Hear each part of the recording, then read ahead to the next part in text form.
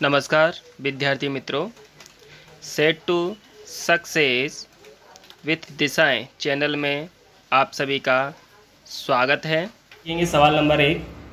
एक साझेदारी पेड़ी में प्रति मास के अंत में एक समान रकम का आहरण करता है और वर्ष के अंत में कुल वार्षिक आहरण 12,000 किया है। यदि आहरण पर वार्षिक 12% की दर से ब्याज वसूल करना हो तो वर्ष के अंत में आहरण पर ब्याज की गणना कीजिए। तो सबसे पहले इस क्वेश्चन में ध्यान रखना है कि प्रति मास के अंत में, ठीक है।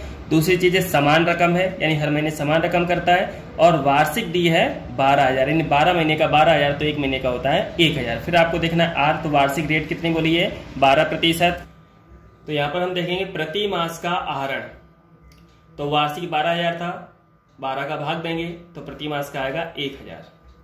ब्याज की दर कितनी है 12%। प्रति मास के अंत में आहरण करता है, इसलिए n की जगह आएगा 66/12। इसके बाद हम सूत्र लगाएंगे I बराबर PRN/100। तो P यानी प्रति मास में कितने का आहरण कर रहा है 1,000 रुपए का, तो यहाँ 1,000 आएगा गुणे 12% है बटे में 100, और n की जगह आएगा 66/12, तो 66/12। इसको हल करेंगे तो आंसर आएगा 660 रुपए। तो आहरण का ब्याज हुआ 660 रुपए। इसके बाद दूसरा सवाल है, अमृता और दिव्या एक साझेदारी पेड़ी के साझेदार हैं, यानी दोनों साझेदार हैं। उनकी पूंजी का अनुपात दिया है 3:2। अमृता को उसका कमीशन घटाने के बाद, अब ध्यान रखना है कमीशन घटाने के बाद के शुद्ध लाभ पर 8% कमीशन दिया जाता है। यदि वर्ष के अंत में पेड़ी का लाभ होता है 96,876, तो अमृता को कितनी रकम प्राप्त होगी। तो ध्यान रखना है सबसे पहले तो कि इसमें हमें पूछा गया है लाभ के बारे में, और इसमें अनुपात दिया है पूंजी का। तो सबसे पहले ये ध्यान रखना है कि पूंजी का अनुपात सिर्फ कंफ्यूजन करने के लिए दिया है, इस अनुपात के हमें इस पर कोई ध्यान देना नहीं है। दूसरी चीज यहाँ पर ध्यान रखना है कमीशन घटाने के बाद पर बोला है, तो सूत्र में मैंने आपको बताया था कमीशन घटाने के बाद बोले तो बटे में, यानी हर में 100 प्लस कमीशन जोड़ा जाता है, यानी इतनी रकम रखी जाती है। वर्ष के अंत में पेड़ी का कुल लाभ होता है 96,876। तो अमृता को कितनी रकम मिलेगी, तो इसमें दो चीज मिलेगी, एक तो उसको कमीशन मिल रहा है और दूसरा उसको लाभ मिल रहा है। तो ये दोनों चीजें हम ज्ञात करेंगे। तो यहाँ पर हम सबसे पहले अमृता का कमीशन निकालेंगे। तो अमृता का कमीशन है, अमृता का कमीशन पहले रकम 96,876, 8% बोला था, इसलिए 8 बटे में 100 प्लस 8 यानी कि 108। इसको हल करेंगे तो इसका आंसर आएगा 7,176। तो ये हुआ अमृता का कमीशन। अब शुद्ध लाभ है, अमृता का कमीशन 96,876 रकम है, शुद्ध लाभ है, गुणे 8% दिया हुआ बटे में 100 प्लस 8 यानी कि 108। इसको हल करेंगे तो आएगा 7,176 रुपए। इसके बाद हम निकालेंगे वितरण पात्र लाभ। तो शुद्ध लाभ में से कमीशन माइनस करना पड़ेगा, कमीशन माइनस करने के बाद हमें प्राप्त होगा वितरण पात्र लाभ। तो शुद्ध लाभ है 96,876 माइनस कमीशन है 7,176। इसको माइनस करने पर आंसर आता है 89,700। तो ये 89,700 हुआ अपना वितरण पात्र लाभ। वितरण पात्र लाभ के बाद हमें अमृता का लाभ निकालना है। तो इसमें लाभ हानि का अनुपात दिया नहीं था, मैंने आपको पहले भी बताया था कि पूंजी का प्रमाण दिया, लाभ हानि का प्रमाण नहीं दिया है। जब लाभ हानि का प्रमाण नहीं दिया हो तो समान प्रमाण होता है, इसलिए यहाँ पर दो साझेदार है, तो अमृता का लाभ होगा 1/2 यानी कि आधा। तो 89,700 गुणे 1/2, तो आंसर आएगा 44,850। ये हुआ अमृता का लाभ। अब इसमें पूछा गया था अमृता को कुल कितनी रकम मिलेगी, तो दो रकम मिली, एक तो उसको कमीशन मिल रहा है और एक उसको लाभ मिल रहा है। तो अमृता को प्राप्त कुल रकम बराबर लाभ प्लस कमीशन। तो लाभ उसके हिस्से में कितना आ रहा है 44,850 और कमीशन कितना आ रहा है 7,176। जोड़ करेंगे तो आएगा 52,026। इसके बाद आता है हमारा सवाल नंबर 3। विस्मय, अभिजीत और कुणाल 3, 2, 4 के प्रमाण में लाभ हानि बांटने वाले साझेदार हैं, यानी लाभ हानि का प्रमाण दिया है 3, 2, 4। मैनेजर को उसका कमीशन देने के बाद बढ़ते लाभ का 10% कमीशन देना है। अभिजीत के भाग में रुपए 30,000 लाभ आता है तो मैनेजर के कमीशन की गणना कीजिए। अब यहाँ पर आपको ध्यान देना है कि एक तो दिया है यहाँ पर कमीशन देने के बाद के बढ़ते लाभ पर कमीशन। अगर हम इसके रूल्स को ध्यान में रखते हैं तो बटे में आएगा 100 प्लस कमीशन, लेकिन यहाँ पर शुद्ध लाभ नहीं दिया हुआ है। अब आपको ये ध्यान रखना है कि इसमें दिया है 30,000 लाभ, वो भी किसके हिस्से का दिया है? अभिजीत के, तो उसका बटा हुआ लाभ यानी कि वितरण पात्र लाभ है। अब उसमें उसका हिस्सा है तो टोटल हमें निकालना है। तो सबसे पहले हम देखेंगे अभिजीत के लाभ का भाग है कितना, तो यहाँ पर हमने दिया 3, 2, 4, यानी कि इसमें अभिजीत दूसरे नंबर पे तो 2 और टोटल कितना होता है 9, तो 2/9। अभिजीत का जो भाग है वो 2/9 है, तो 2/9 बराबर आता है 30,000, तो कुल लाभ होता है 1, तो 1 बराबर कितना, तो 30,000 में 1 का गुणा कर देंगे और 2/9 जो बटे में जाता है उसको गुणा में करेंगे तो अपोजिट हो जाएगा, यानी 9/2 हो जाएगा। इसको हल करेंगे तो टोटल आता है 1,35,000, 1,35,000। तो यहाँ पर हमारा जो लाभ आ रहा है वो वितरण पात्र लाभ हुआ 1,35,000। अब हमें इस लाभ में निकालना है मैनेजर का कमीशन। तो मैनेजर का कमीशन 1,35,000 गुणे 10 बटे में 100।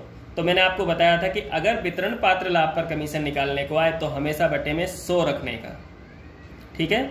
तो इसलिए 1,35,000 गुणे 10 बटे 100, तो आंसर आएगा 13,500। तो मैनेजर का कमीशन हुआ 13,500। इसके बाद आता है सवाल नंबर 4। राजकुमार, कौशिक और शर्मा का लाभ हानि वितरण का अनुपात दिया है 15, 10 और 9। यदि वर्ष के अंत में पीढ़ी का कुल लाभ होता है 68,000, तो प्रत्येक साझेदार को मिलने वाले लाभ ज्ञात करो। यानी सिंपल सवाल है कि इसमें लाभ हानि का अनुपात दिया हुआ है 15, 10 और 9, इन सबको जोड़ेंगे तो होता है 34 और कुल लाभ दिया है 68,000, तो इस 68,000 को हमें इस अनुपात में बांट देना है। तो सबसे पहले हम देखेंगे राजकुमार का लाभ 68,000। अब राजकुमार यानी पहला नाम यानी 15 हुआ, कौशिक का 10 हुआ और शर्मा का 9 हुआ, तो उस आधार पर 68,000 गुणे 15 बटे में 34, यानी सबका टोटल होता है 34। इसको हल करेंगे तो इसका आंसर आता है 30,000।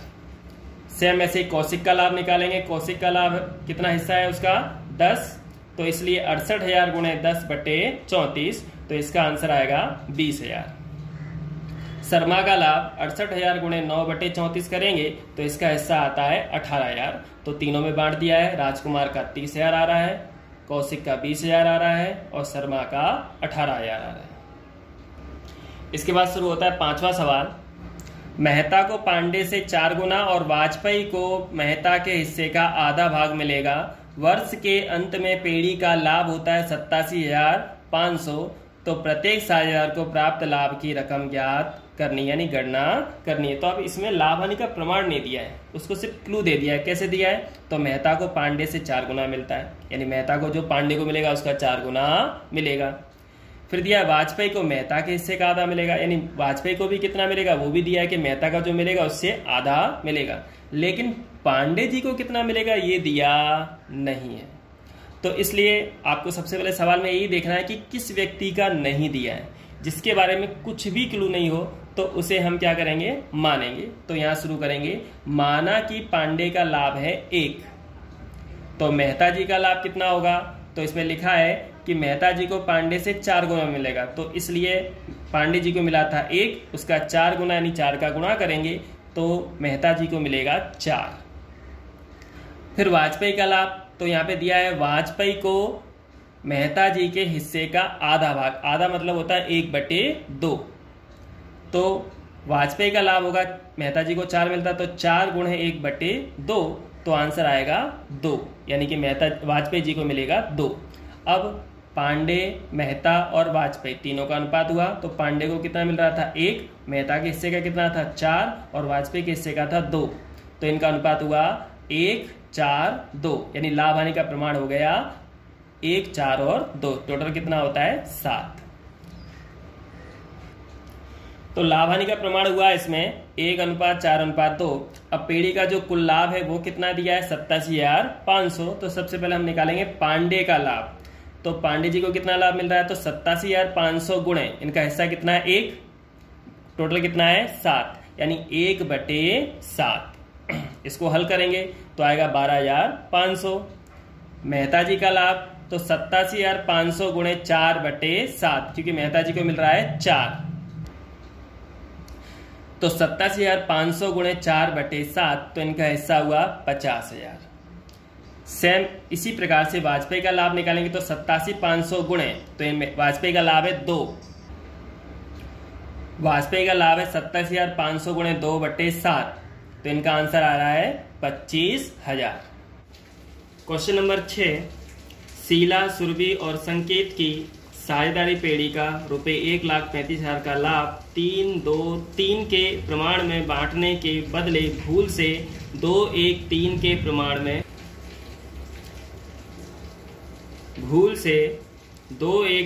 प्रमाण में बांट दिया है।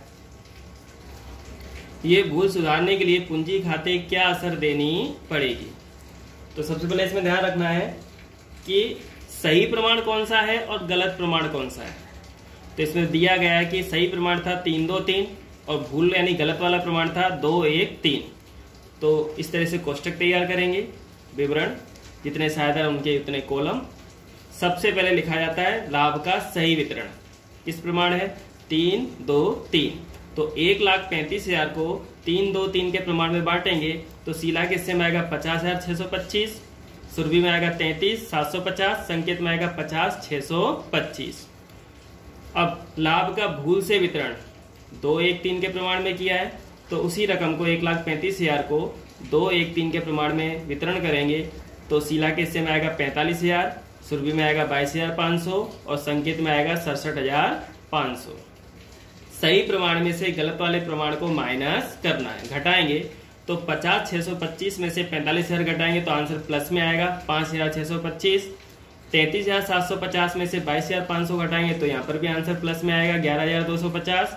50,625 में से 67,500 को माइनस करते हैं तो आंसर माइनस में आएगा 16,875। अब आपको यहाँ पर ध्यान रखना है कि जिसका आंसर माइनस में आता है उसका खाता उधार करते हैं और जिसका आंसर प्लस में आता है उसका पूंजी खाता जमा करते हैं। इसके बाद भूल सुधार प्रविष्टि।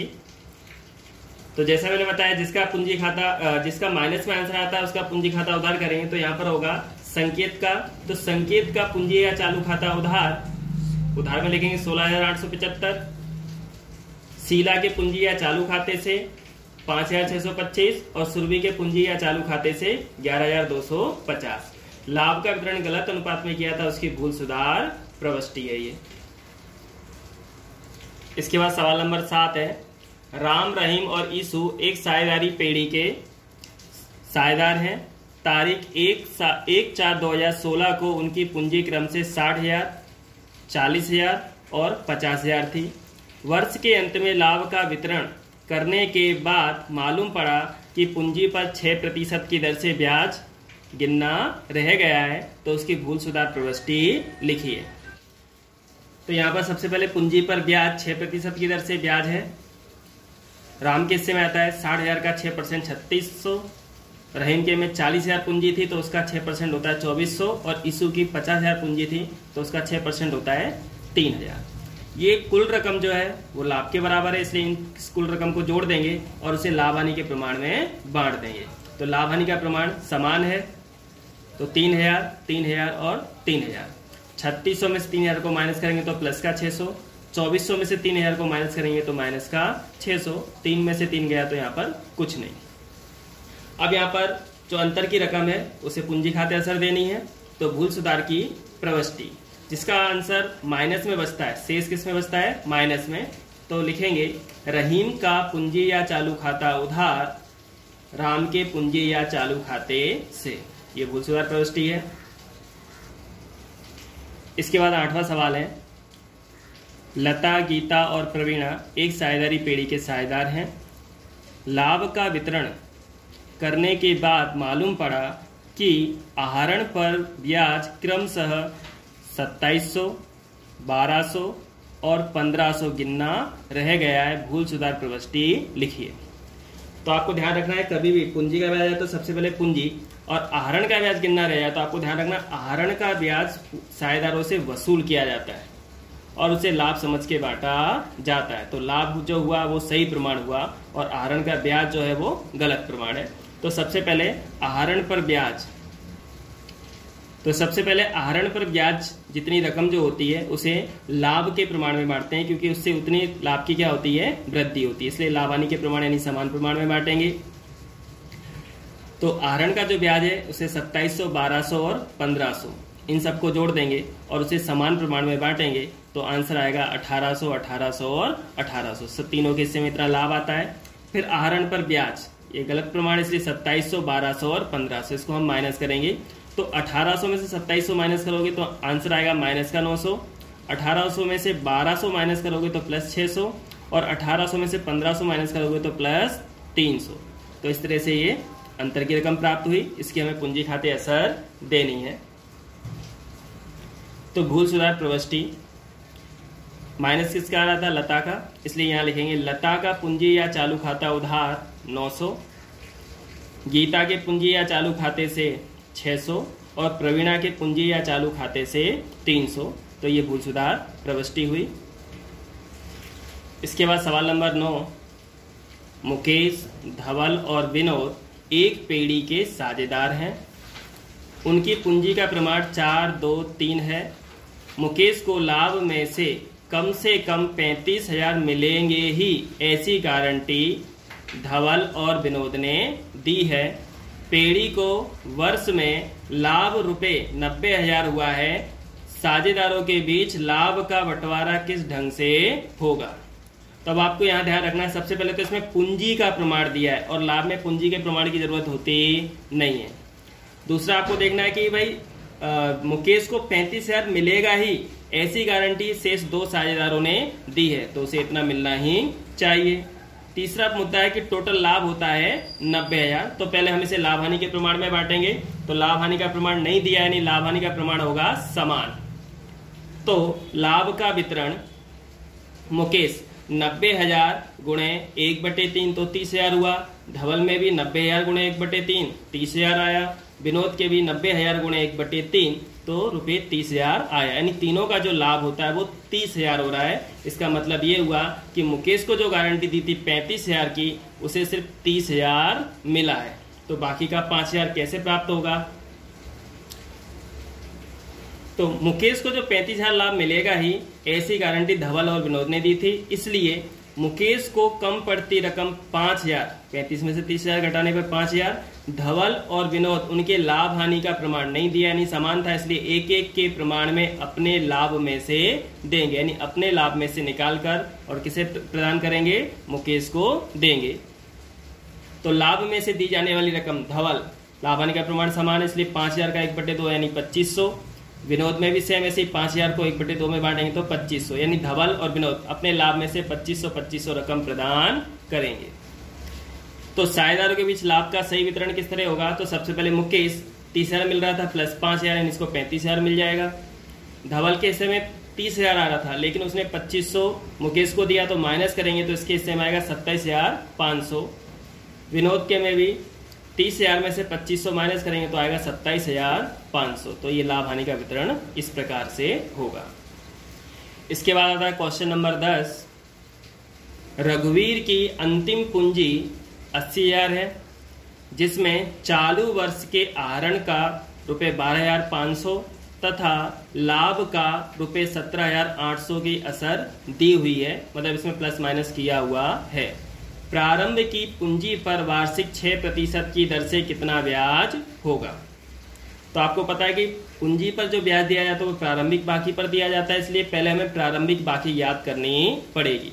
तो ध्यान दो, प्रारंभिक बाकी से अंतिम में जब जाते हैं तो जो चीज प्लस होती है और जो चीज माइनस होती है, यहां पर वो चीज का क्या करेंगे, अपोजिट कर देंगे, यानी विपरीत असर देंगे। जैसे आहरण को हम माइनस करते थे तो यहाँ पर प्लस कर देंगे, लाभ को प्लस करते थे तो उसको हम क्या कर देंगे, माइनस कर देंगे। तो यहाँ पे सूत्र बनता है प्रारंभिक पूंजी बराबर अंतिम पूंजी प्लस आहरण माइनस लाभ। अंतिम पूंजी 80,000, आहरण था 12,500 और लाभ था 17,800। तो 80,000 में 12,500 जोड़कर 17,800 घटाएंगे तो आंसर आएगा 74,700। तो ये इसकी प्रारंभिक पूंजी है। अब इस पर हमें ब्याज गिनना है। तो पूंजी का ब्याज बराबर 74,700 गुणे 6/100, क्योंकि 6% ब्याज देना था। तो इसका आंसर आएगा 4,482 रुपए, यानी पूंजी का ब्याज हुआ 4,482। इसके बाद सवाल नंबर 11, ए, बी और सी समान हिस्से के साझेदार हैं, यानी कि लाभ हानि का प्रमाण है समान। उनकी कुल पूंजी दी है 4,50,000 रुपए। उनकी पूंजी का अनुपात दिया हुआ है 1:3:2। पेड़ी पूंजी पर वार्षिक 9% की दर से ब्याज चुकाती है। साझेदार सी को पूंजी के ब्याज सहित 73,500 मिले हैं, तो साझेदार ए तथा साझेदार बी को पूंजी के ब्याज सहित कितनी रकम या रुपए प्राप्त होंगे या मिलेंगे। तो यहां पर आपको ध्यान रखना है कि लाभ हानि का प्रमाण दिया है समान, और पूंजी जो दी है वो कुल दी है, यानी सबकी अलग अलग नहीं दी हुई है। तो टोटल पूंजी 4,50,000 है, लेकिन इसमें पूंजी का प्रमाण भी दिया हुआ है 1, 3, 2, यानी पहले पूंजी को पूंजी के प्रमाण में बांट देंगे, जिससे हमें पता चलेगा कि प्रत्येक साझेदार की कितनी पूंजी है। तो पहला ऐसा यहाँ पर होगा 1:3:2 के प्रमाण में पूंजी। तो 4,50,000 को 1, 3, 2 यानी 6 हुआ, 6 से भाग देंगे, 1 का गुणा करेंगे तो 75,000, 3 का गुणा करेंगे तो 2,25,000 और 2 का गुणा करेंगे तो 1,50,000 रकम आएगी। नहीं, इस तरह से पूंजी का वितरण हो जाएगा। उसके बाद दिया है पूंजी पर 9% की दर से ब्याज देना है, तो 9% निकालेंगे। तो 9% दर से पूंजी के पर ब्याज निकालेंगे। 9% ब्याज होता है, 9% होता है 6,750। 2,25 का होगा 20,250 और 1,50,000 का होगा 13,500। उसके अलावा वितरण पात्र लाभ क्योंकि दिया नहीं है। इसके बाद पूंजी के ब्याज सहित प्राप्त रकम दी हुई है, तो इसमें सबसे पहले हमको दिया है सी का, कितना दिया है 73,500। तो सी के कॉलम में पहले हम 73,500 लिख देंगे।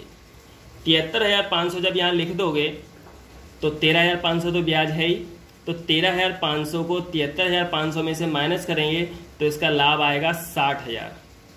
अब एक का लाभ 60,000 आया, तो इसमें लाभ हानि का प्रमाण कुछ क्या दिया है, समान दिया है। तो जब एक को 60 होगा तो दूसरे को भी 60 होगा और तीसरे को भी लाभ कितना मिलेगा 60,000, क्योंकि समान मिलेगा। इसलिए यहाँ 60,000 जब आया है तो यहाँ पर भी हम 60,000 और 60,000 लिख देंगे, जिससे हमें लाभ का पता चल जाएगा कि ए और बी को कितना लाभ मिला है। अब उसके बाद हम टोटल करेंगे, तो ए को पूंजी का ब्याज मिला था 6,750 और लाभ मिला है 60,000। टोटल करेंगे तो 66,750 इसे रकम प्राप्त होगी। बी को देखते हैं, तो बी की पूंजी का ब्याज था 20,250 और लाभ हुआ है उसका 60,000। जोड़ेंगे तो 80,250 प्राप्त होगा। तो इससे हमें पता चलता है कि ए को प्राप्त रकम यानी पूंजी के ब्याज सहित कितनी रकम मिली, तो 66,750 रुपये, और बी को कितनी रकम मिली, तो 80,250 रुपये। तो यहाँ पर हमारे सवाल पूरे होते हैं। धन्यवाद।